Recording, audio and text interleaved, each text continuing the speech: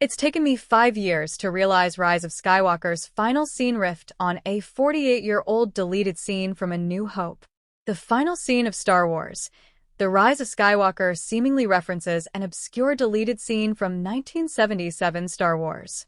The finale of the modern canon's sequel trilogy features many references, large and small, to the rest of the Star Wars franchise, from previous saga movies to major storylines from the original Legends continuity. While the majority of these references are quite overt, one of the last callbacks in the film seems surprisingly subtle. The Rise of Skywalker ends with Rey traveling to the Lars homestead on Tatooine and bearing the lightsabers of Anakin Skywalker and Leia Organa. After this, an old woman approaches her and asks who she is, to which Rey responds, Rey Skywalker. While Rey's adoption of the Skywalker family name is the focus of the scene, the old woman herself is seemingly a reference to an obscure moment in the Star Wars franchise. The old woman in The Rise of Skywalker vaguely resembles another unnamed Tatooine local scene in a deleted scene in A New Hope.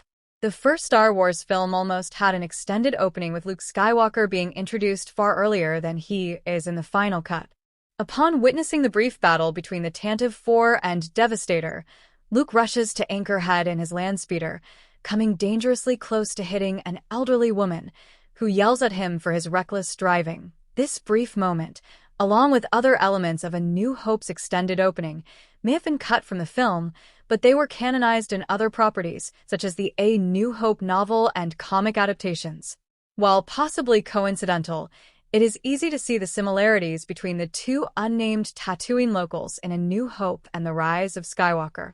The final sequel film does, after all, include a multitude of callbacks and parallels to other Star Wars properties, like its predecessors in the sequel trilogy.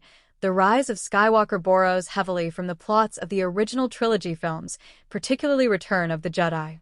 Fittingly, the movie appears to be significantly inspired by Tom Veitch and Cam Kennedy's Dark Empire comics from the original Legends continuity.